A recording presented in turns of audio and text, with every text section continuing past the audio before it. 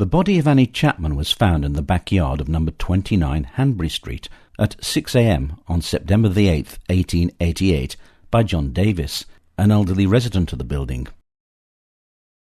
Throughout that weekend, the police presence in the area was increased, and journalists headed for Hanbury Street to see what information they could find about the crime and its perpetrator. The Dundee Courier, on Monday the 10th of September, provided its readers with a glimpse of what was happening in Hanbury Street over the course of that weekend, as news began to spread of another gruesome murder, and excited and agitated crowds began arriving in the vicinity. The article also gave an insight into the measures being adopted by the police to try and bring the murderer to justice. The article read, "All London was awakened on Saturday to the painful and awful fact that another murder, far more diabolical and fiendish, had been perpetrated on another woman of the same class as the poor wretch found in Bucks Row on Friday last. The victim in this case was discovered on Saturday morning, lying in a backyard at the foot of a passage leading into the lodging house, 29 Hanbury Street, formerly Old Brown's Lane, Spitalfields. The house is occupied by Mrs. Amelia Richardson, who lets it out to various lodgers, and it seems that the door which admits to the passage, at the foot of which lies the yard where the body was found, is always open for the convenience of the lodgers. Davis, the lodger who found the body, immediately communicated with the police at Commercial Street Police Station, and Inspector Chandler and several constables arrived on the scene in a short time, where they found the woman. Even at this early hour the news spread quickly, and great excitement prevailed among the occupants of the adjoining houses, and an excited crowd gathered in front of Mrs. Richardson's house, and also around the mortuary in Old Montague Street, where the body was quickly removed. Telegraphing last night, the Central News says, "Although the police have made the most diligent inquiry after the murderer of the woman Chapman, who was killed in Spitalfields early on Saturday morning under the most brutal of circumstances, they had last night failed to secure the slightest clue to his whereabouts. As a matter of fact, they are in the dark about the personal appearance of the man for whom they are looking.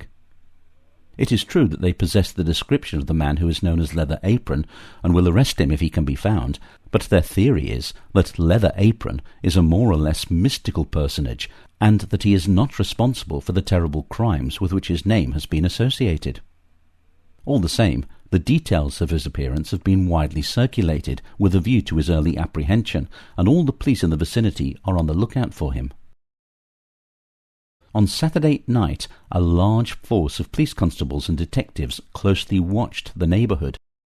Men were posted at all the entrances and exits of the numerous alleys and passages in the neighbourhood, who every few minutes made a thorough examination of the places under their surveillance, and from time to time these were visited by the inspectors on duty with a view of ascertaining whether any suspicious characters had been observed. From 10 o'clock at night until late in the morning, a large crowd occupied Hanbury Street in the vicinity of the notorious house, number 29. When the public houses emptied, the occupants swarmed into the street and caused a good deal of trouble to the police by their behaviour. The people living in the adjoining houses obtained no rest until between 4 or 5 o'clock, when the crowd gradually melted away, only, however, to reassemble again in greater force as soon as daylight appeared. In the course of Saturday night and Sunday morning, the police arrested 2 men on suspicion of being concerned in the crime. One man, whose appearance left little doubt in the minds of his captors that he was the Hanbury Street murderer, was found by an officer in Bucks Row shortly after 1 o'clock on Sunday morning. A murder was, it will be remembered, committed in this neighbourhood but a short time since, and the police have since then been constantly pursuing their investigations in that quarter. The man upon whom suspicion rested presented a most forbidding appearance. He appeared to be hiding in the street, and when accosted by the officer, rushed off at the top of his speed. An alarm was raised, and, after a sharp race, the man was arrested. He was a villainous-looking fellow with long hair and a shaggy beard, dressed only in a pair of ragged blue serge trousers and an old dirty shirt. He resisted his captors, but was eventually secured and conveyed to Bethnal Green Police Station. It was said at the time that he was carrying a long knife concealed in the sleeve of his shirt, but on examination no weapon was found upon him. He gave an account of himself which was in the first instance considered unsatisfactory, but inquiries were immediately set on foot, and in the result the man, who appears to be a common vagrant, was released from custody. The second arrest was effected in Gloucester Street, where a man aged about 40, having the look of a seafarer, was arrested. It was pretty obvious, however, from the replies which he gave and his general appearance, that he was not the man sought. After he had spent time in Commercial Street Police Station, he was also set at liberty.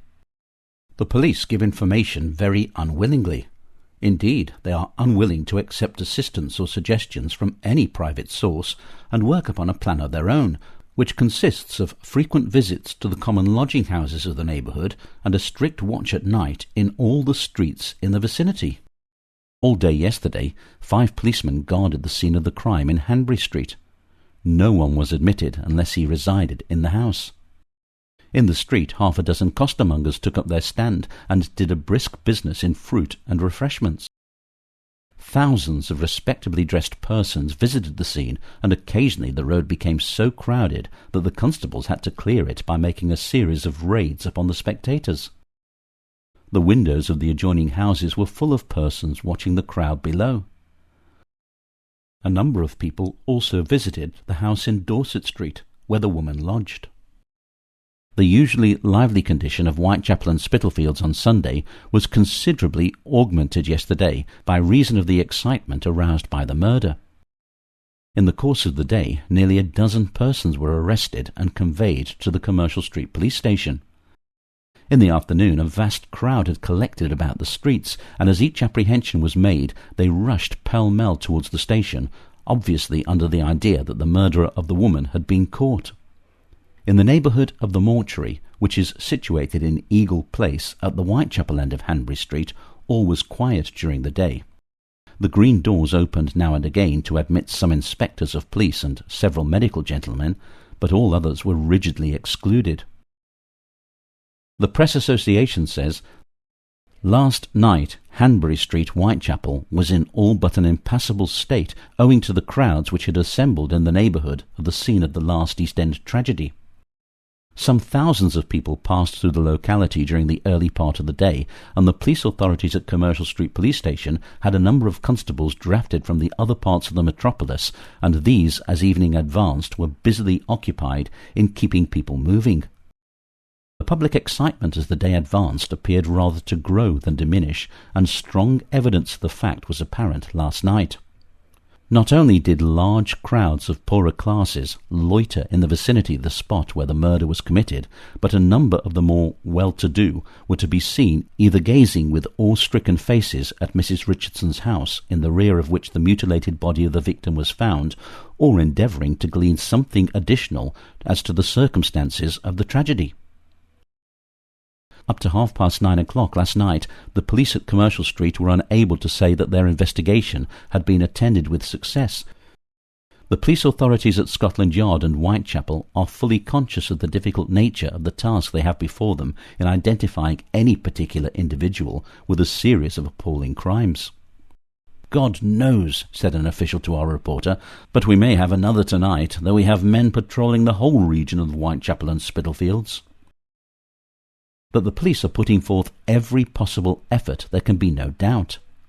Last night there was a large force on duty. 1/3 of the men are in plain clothes, and even those entitled to leave of absence are retained. That the public are anxious to second their efforts is testified by the presence on record at Commercial Street of no less than 50 personal statements made with the object of assisting in the work of identification. One officer has been occupied many consecutive hours in writing up these statements, and up to 9 last night they were being supplemented by others. The police are not permitted to make public the written evidence, if evidence it can be called. It is doubtful if it will ultimately prove of much value, but one special representative, in pursuing his investigations last night, heard in the presence of the police a statement which perhaps ought not to be altogether dismissed as unworthy of notice. The informant was a young woman named Lyons, of the class commonly known as unfortunates. She stated that at 3 o'clock yesterday afternoon she met a strange man in Flower and Dean Street, one of the worst streets in the East End of London. He asked her to go to the Queen's Head public house at 6:30 and drink with him. Having obtained from the young woman a promise that she would do so, he disappeared, but was at the house at the appointed time. While they were conversing, Lyons noticed a large knife in the man's right-hand trousers pocket and called another woman's attention to the fact. A moment later, Lyons was startled by a remark which the stranger addressed to her. "You are about the same style of woman as the one that's murdered."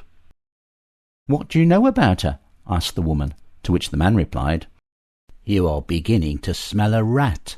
Foxes hunt geese, but they don't always find them." Having uttered these words, the man hurriedly left. Lyons followed until near Spitalfields Church, and turning round at this spot, and noticing that the woman was behind him, the stranger ran at a swift pace into Church Street, and was at once lost to view. One noteworthy fact in this story is that the description of the man's appearance is in all material points identical with the published description of the unknown and up to the present undiscovered leather apron.